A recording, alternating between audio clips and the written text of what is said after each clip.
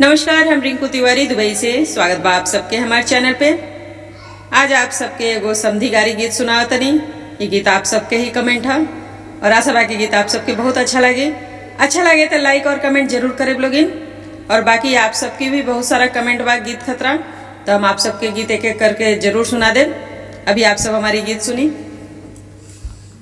तनी तनी भोजन रौरा करिए समाधि जी, तनी तनी भोजन रौरा करिए समाधि जी।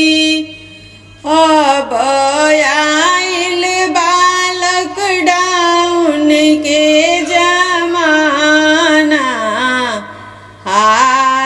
सिया राम से भजी। अब आइल बालक डाउन के जमाना, हाय सिया राम से कहीं।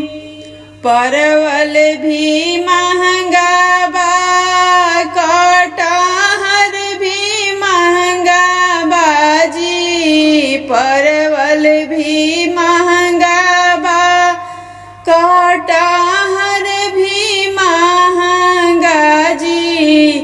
अब आलू पर कटल बा चालाना, हाय सिया राम से भजी।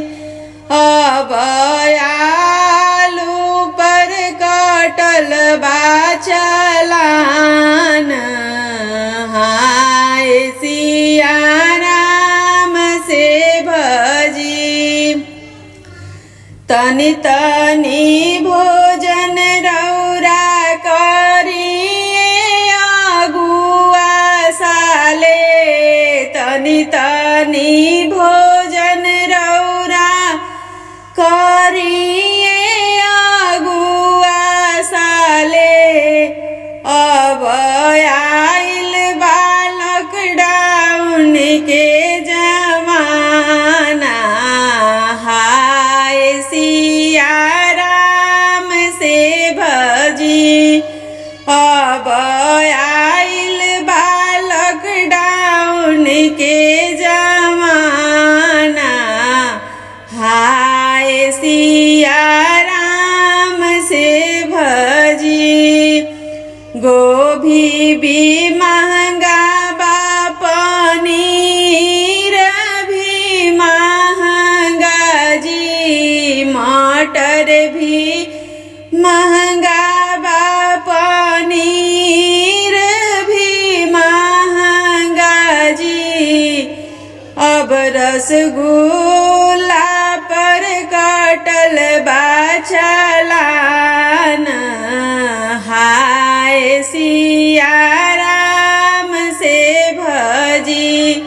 अब बुनिया पर कटल बा चालान, हाय सिया राम से भजी। अब बुनिया पर कटल बा चालान, हाय सिया राम से भजी। तनी तनी भोजन रौरा करिए समाधि जी, तनी तनी भोजन रौरा करिए समाधि जी। तनी तनी भोजन रौआ करिए अगुआ साले। अब आइल बालक डाउन के जमाना, हाय सिया राम से भजी। अब